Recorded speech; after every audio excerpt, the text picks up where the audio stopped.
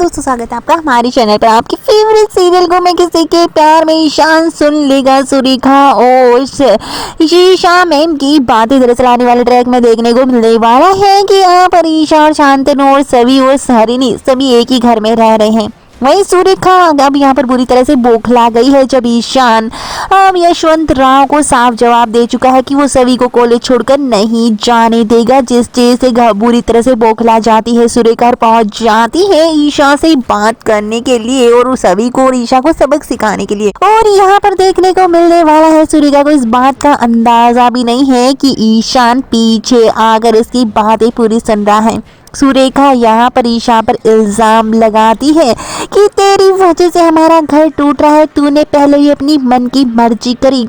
जब तुम्हारी मन की मर्जी नहीं चली ना कि तुम टीचर बनना चाहती थी, अपने बूढ़े माँ बाप का सहारा बनना चाहती थी, तब भी मैंने तुझे सबक सिखाया था, तेरे बेटे को तुझसे दूर कर दिया, लेकिन आज तूने वापस आकर अब यहाँ पर वापस तमाशा खड़ा कर दिया। चाहे तुझे पहले का जो ये सिखाया हुआ सबक याद नहीं है, जिसके बाद ईशा की आंखों में आंसू आ जाते हैं पीरा और सब कुछ पीछे का याद करके किस तरह से सुरेखा ने ईशान को उससे छीन लिया था। सुरेखा यह भी कह देती है कि हॉस्पिटल के पैसे भी ईशान ने नहीं, वो मैंने मांगे थे। ये बात भी ईशान को बुरी तरह से जो है चुभ गई थी कि तुमने पैसे लौटाए, यहाँ तक कि मैंने क्या कुछ नहीं किया ईशान को मेरे पास रखने के लिए, लेकिन तेरी हिम्मत दाद देनी पड़ेगी, तेरी शिष्य की भी दाद देनी पड़ेगी। तुम दोनों मिलकर ईशान को मुझसे दूर करने की कोशिश कर रही हो, लेकिन ऐसा मैं कभी नहीं होने देगी। चाहे मुझे साम दाम दंड भेद कुछ भी अपनाना पड़े, लेकिन ईशा देख लेना, तुम दोनों का तलाक करवाऊंगी, शांतनु और तेरा। और मैं